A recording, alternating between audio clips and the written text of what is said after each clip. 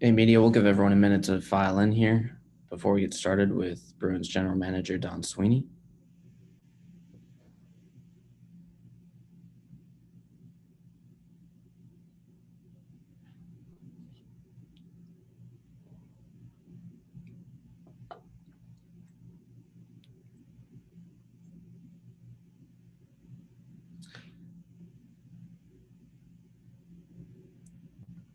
We can start with Steve Conroy. Morning, Don. How you doing? Steve, how are you? But thanks. Tuukka has expressed a desire to return to the Bruins, and provided, the surgery comes out well. Where is your willingness to bring Tuukka back? Yeah, obviously Tuukka has to have off-season surgery and reevaluate how he's doing coming out of that. As he mentioned, he knows he's had a torn labrum, wants to make sure that Dr. Kelly, who's likely to perform it, there are no surprises, and then go from there. Indicated to us that he fully intends to rehab with the intention of coming back, and we go through our meetings and such and planning going forward that we have to factor in that he could be a part of that. Whether or not that means that the two young guys get the bulk of the work in the early going and see where Tuukka comes, or we go to augment our group and create internal competition, and then reevaluate how Tuukka's feeling coming out of the rehab process.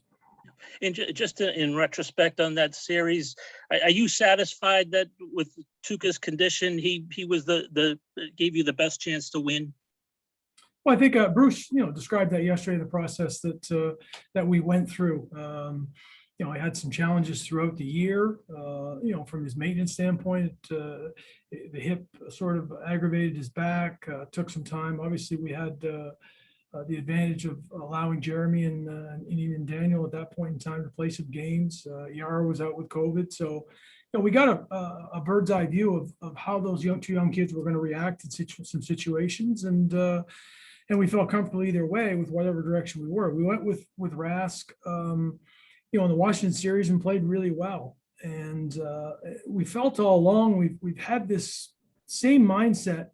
I think everybody would agree over the course of the last 2 years that we were going to manage the starts and the workload of all of our goaltenders, and rightfully so. As it turns out, the vast majority of teams have used two goaltenders even in the playoffs, and that's something I think you have to be aware of as you go forward, that you may have to, whether that's performance-based or injury-based. And in hindsight, could we have maybe, game 5 is probably the only one that we would second guess in that, right? Because, Tukes didn't feel his best in that particular game. The other games, he felt fine and reestablished that he was fine to play in game 6. So second guessing is not part of it. Reevaluation as to whether or not we can make better decisions and what puts all the players in the team in the best situation to have the most success is what really all that matters.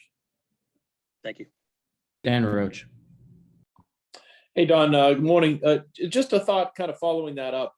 Where are you as far as an organization about maybe going with either Jeremy or Daniel as goaltenders from what you saw from them this year, and where they're at in their development in your mind as far as becoming, consistent NHL goaltenders?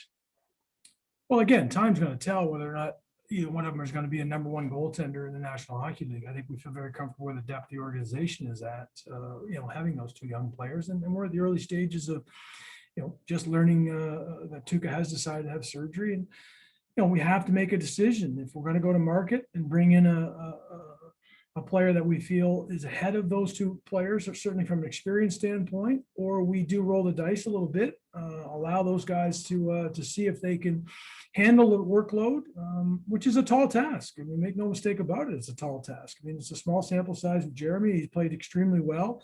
Daniel played well in his starts. Obviously had an overall hiccup as a team. I think we were pretty beaten up to play Washington the one night at home, but Daniel acquitted himself really well, in particular going in and play against Pittsburgh on the road in that game he played. So again, we're still in the early stages and feel comfortable with the depth, but we have a very crucial decision to make and chart a course for certainly the first part of the season as to when Tuukka would be ready. We have to forecast that accurately if Tuukka does decide to come back and play, and how he fits in. Joe McDonald. Hey, Donnie. Along the same lines as Tuca, as far as his contract expiring, both Kretsch and Hall have said that they have a desire to come back to be with the Bruins. Just how do you see that scenario for both those players playing out? Yeah, and talking with both players at the end of the year, and even when Taylor got here, he's expressed interest, mutual interest. To have him back, have an early conversation with his representatives, and obviously we'll have to see where all the pieces fit together. In David's case, it's very unique in the fact that he would like to continue to play with the Bruins. He's obviously expressed interest that he may return home at some point in time, whether that's next year or down the road, and the family dynamic is important to him. So he's asked to have a little bit of time in the next few coming days to allow him, again, on his own, to have conversations with his family, and then we're going to sit back down and have a real honest conversation. I do believe that David, does want to continue to play, and he's made it pretty clear, and we would like to make it clear that this is a place that he should continue to play, should he choose to, at the NHL level. And last one for me, Donnie. Just obviously the back end changed a little bit this year, got a little younger. Just how would you assess the way those younger guys came in during the regular season and during the playoffs? Thanks. Well, we did make a change. Certainly, both the players that had left, chose a different path, and we respect that. And I would like other people to respect the decisions that we've made in the sense of allowing some of these younger players to have some of those prime minutes and see if they can continue to grow. I think we did an adequate job throughout the course of the year. We certainly had some challenges. We had 8 concussions alone on our back end. So you're mixing and matching, and we had some players like Jared come in and play well in some situations. We added Mike Riley from a puck moving standpoint, who fit himself well. We realize we need to have depth in the organization on the back end, and certainly losing Carlo and Miller, for the last series, it definitely presented some challenges. You had other players that had to go into penalty killing situations in primary minutes that we had spread that around pretty cleanly with Brandon and Kevin. So the challenges exist. You have to have depth. Overall, would we like to improve and have difference makers in every position and on the back end included? Absolutely. To do a better job there as an organization and make sure that we're never deficient in those areas is certainly something we aspire to do. And overall, you have to account for the injuries, but if teams lose 2 out of their top 6 when you're going through a playoff round, it's going to have a residual effect. It's not an excuse, because you have to have depth. And I think at certain points, the younger guys acquit themselves well, and other times they race, they met stumbles. They had some stumbles and had some roadblocks, but that's to be expected. Kevin Dupont. Am I unmuted here? Yeah, go ahead, Kevin. Okay. I think this question's, I know this question's related to the Hall Krejci answer, but the way you moved ahead with young defensemen this year, are you prepared to move ahead with young forwards in the coming season? You have anybody in specific, Kevin, that you'd like to ask in terms of, as I just referenced? Sure. Yeah. I mean, Taylor and David. But if you have somebody that you'd like to ask me directly, I'd be happy. Yeah, I mean, are you ready to move in Kuhlman full-time, Studnicka full-time, Lauko? Have you got the same confidence in 2 or 3 kids there, or others that you're ready to implement in the somewhere in the 12? I don't think we've ever handed over a roster spot to even any of our younger players. What we've tried to do is create some internal competition and allow those players to go in. And at some point in time, if they're ready, and really push other players out. I think we've made some tough decisions over the course of the years when players have been able to do that. Brandon Carlo and Charlie McAvoy are great examples, but we did feel comfortable to give them an opportunity, a low zone in that sense. Zaboral this year, Jake DeBrusk in previous years, Anders Bjork in previous years. So we've allowed for opportunity to present itself, but the player has to prove that he's ready to go. And those players will get an opportunity. They have to prove it. They're not incumbents to go in and say, okay, there's our second line left winger, third line right winger, third line center. That's not how we draw it up. We realize you have to have depth, and every one of those players that you just mentioned doesn't provide depth and competition within our group. But we would like to have an even stronger group to create even more internal competition. I think Taylor and David would add to that and need to be added to that. If it's not those two, then it'll probably be the other two players that we will target and go after and hopefully add to the competitiveness of our group. And yesterday, Bruce brought up the focal point or need for a veteran guy to ride with Carlo. Do you see it as on the number 2 pairing? You see it as essential? Well, it depends where, guys get slotted in, whether that's Mike Riley coming back or where Grizz slots in or Lozano. I mean, in a perfect world, every coach is going to ask for the best players they can possibly have. And Bruce will be no different in that regard. Pretty much coaches are like Christmas every day. If they can find a new president of the tree, to be happy to unwrap it. If we can draft it and develop it like we did with McAvoy and Carlo, and hopefully we'll continue to do it, and Lozano and DeBoro and McIntyre and guys that are able to continue to progress, that's a perfect scenario.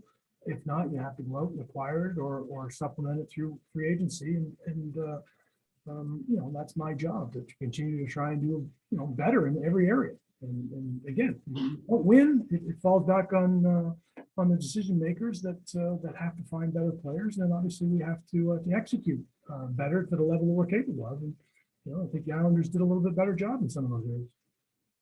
Thank you. Thank you. Joe Haggerty. Hey, Donnie, when you look at the big picture from the beginning of the year all the way through the playoffs and think about, roster composition, strengths and weaknesses, needs, are there in your mind, as you evaluate here, are there specific areas of improvement or need going into this offseason? And if so, in your mind, what are they? Well, I think we have to address some of the players that are unrestricted. We have some restricted players that have to fit in as well. You have expansion that you're likely to lose a player, Joe. So some of that's a little hard to predict as I sit today. We have some areas of depth that I think we'd like to continue to address. It showed up through the Islander series when we got dinged up and ran into some injuries.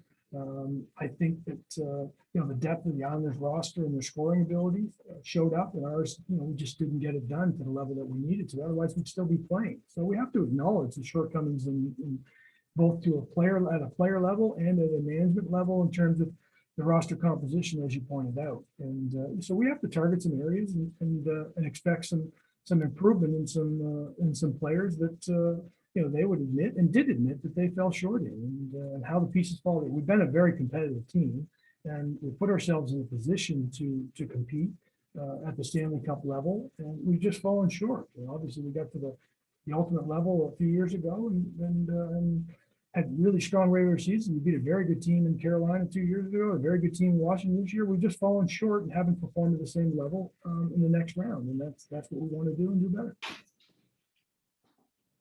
Fluto. John, two questions on free agency and then one on defense. First, will you sign any of your unrestricted guys before the expansion draft? Well, the preference would be not, given the fact that we have expansion. It creates other problems for us. So I think that again, we'll have discussions and hopefully be able to find common ground. But you run the risk that you get into that interview period and period beyond expansion that may get closer to a deadline that they find ground somewhere else that they feel is a better fit. So there's a risk there. And but again, the fact of expansion and exposing other players associated with that, you want to keep the strongest roster you possibly can on the depth side of things, and we want to try and do that like everybody else. Okay. Are you allowed to come to agreement on terms before then and then officially sign after the expansion draft? Yeah, you can only talk in generalities with your players. You could never come to a full-fledged agreement and not file the contract. Okay, got it. All right, and then a question on defense. Just how did this season inform your philosophy in terms of composition on the defense, whether that's more leaning toward the physicality and the strength and the thickness, perhaps, or in terms of the retrieval and recoveries and quick movement, maybe the Riley and Grzelcyk mold? And I'm sure every team would like a balance of the two, but where do you see that in line with how the league is going? Well, I think you're right. In fact, you'd like to have a balance. You don't pick your opponents. Some teams are built with speed and transition, a little heavier in that regard. I think you have to really have the ability to play any different way. I mean, going into the Washington series, and talking about the physicality of that team and how we were going to hold up with Grizz and Riley and players of that nature. And we felt we had players that, with that stiffness side of things you described, and Carlo and Miller and McAvoy, the way he plays and Lozon.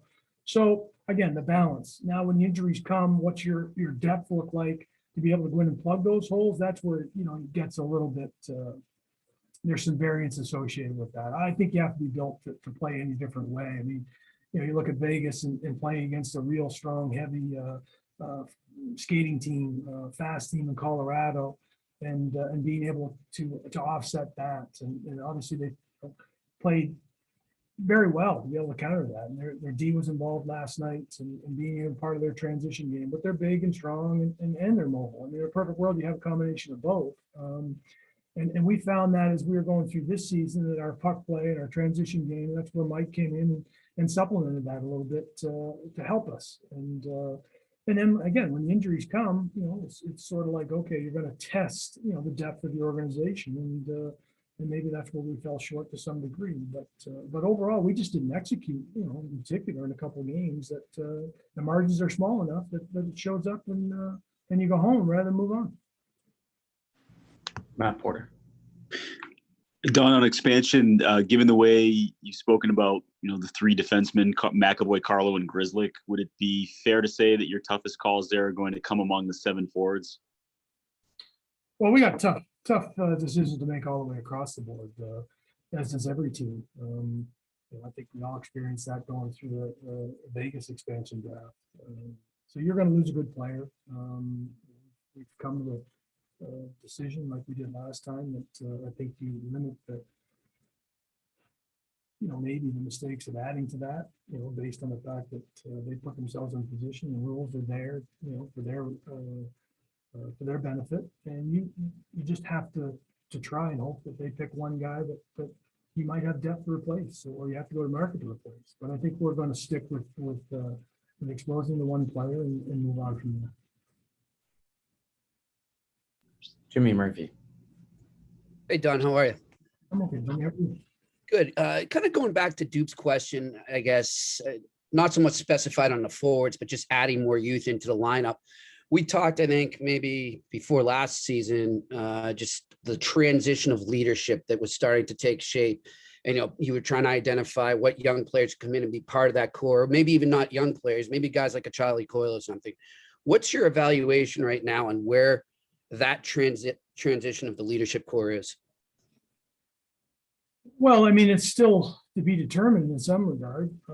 You're seeing players that are playing bigger roles both in and off the ice, and a little bit of that is a natural progression of the leadership and responsibilities. I really don't believe that you're born into that. I think you have to acquire that, and I think you have to be the type of personality that can accept that type of responsibility. Patrice is a best example, in that. And obviously, I watched Raymond go through the same thing. Players that had language barrier when they first started out, but it didn't change their personality on the ice and their work ethic and their ability to compete and ingratiate themselves with their teammates. And I think that's most important in a leadership, that you're looked upon as a person that somebody beside you wants to go to battle with and can also talk with off the ice. And I think that we've got several young players that are moving in that direction and being more and more comfortable and been integrated into that. And again, I think that's why our leadership group welcomes the opportunity for the newest player, Charlie in that case, or Brandon in that case, is a union representative. So I think we're moving and allowing that to organically come to the surface without forcing anybody into those roles. And we're going to have to continue to do that. As the players age and move on, you have to have the next players, the next wave. And you're right. It's stuff that we do discuss and talk about and integrate those players into it so that they feel more comfortable as responsibility comes their way. And just to follow up on that, based on what you've seen and everything you just said there, is there an interest in, maybe with the amount of cap space you might have right now, bringing in a veteran player to kind of augment that? Well, I think, again, Taylor coming in and earning the respect of his teammates, trying to play the right way and integrate himself. Lazar coming in, been part of other organizations, coming to be part of our fourth line, the fabric there. yeah, I think we do need to continue to bring in those types of players. You have to be careful and walk the line when you're going into free agency, and because the pieces have to fit. Trying to do our due diligence in how players, Craig Smith, probably a great indication of that this year, knowing the type of player he is and how he would fit into our group, went well. And we have to continue to try and do it properly and respect the guys that are here, but also augment it, as you say, and supplement and tap into, because again, players in other organizations have had success, and the more that we can bring that into ours, the more that we're going to move forward as a group. Thanks. Thank you. Last one, Mick Colagio. Hey, Don. Just by the way, congratulations on a hell of a run here these last few seasons, bringing back, with this core, the way Detroit did, the way Pittsburgh did. You guys have also done it. And so then the fundamental question is, as the older core ages and maintains performance because they're such professionals and committed, and you got this younger group that's trying to catch up to them and mature so that they become one team that can contend for the Stanley Cup. Do you think you can keep going back to this well and expect that the older group is going to continue maintaining as the young group catches up? Do you still have 100% faith that if you can put that team back together, that this group can win as is? Well, I think we have to continue to add to the group. I don't think you can expect to bring the band back together if it wasn't able to complete and accomplish the ultimate goal in the last couple of years. I mean, obviously they've been extremely close on several occasions, and having won it, several years ago, they put themselves back in a position to compete for it. And ultimately, that's really what they ask. They ask you as an organization to surround them with quality people like themselves that can elevate their game and grow. And to me, that's what it's all about. Can they continue to do it? I mean, the tread life of the tires, you don't get to swap that out. So it's going to drop off. The performance level of several of the guys you've discussed has been pretty damn proficient over the years here. And we've been fortunate in that regard. Injuries, you just never know when they're going to come. You just don't know you're going to lose two righties, going through a series. You just don't know. They play hard. But they want to win. And ultimately, they want to be surrounded by good players, good teammates, and that's what we're going to try and continue to do. And that's either through the draft or through acquisition. And sometimes we've traded away younger players that we felt would be parts of it, but we've added to the group. Charlie Coyle's an example of that. He come in and has done a good job. He's got to have an off-season maintenance procedure to get back to the full health, and he can help drive from that third line spot. And but that's just one example, Nick. I mean, I appreciate you acknowledging that we've done a good job, but we need to do a better job if we expect to win at the highest level, and that's what we try and do as an organization. And those top-end players, albeit they've moved on a little bit in the last couple of years from an age standpoint, are still awfully competitive and still awfully productive players. And Pasternak's a great example. McAvoy's a good example. These guys are also at the elite level now and can help drive and supplement and complement the group. And as a management staff, we have to continue to find the right pieces to surround on those guys if they continue playing. Krejci's a good example of somebody that, again, would like to continue to play. He's got some family decisions that he wants to incorporate into that, and then we move forward and react from there. Thank you, Don, and thank you, media, for joining us. We'll be back at 11:30 on the same link with Cam Neely. We'll see you Thanks, guys. Don. Thanks, everybody. Appreciate your help and coverage all this throughout the year. Be well. Thanks, Dan. Thanks, Donnie.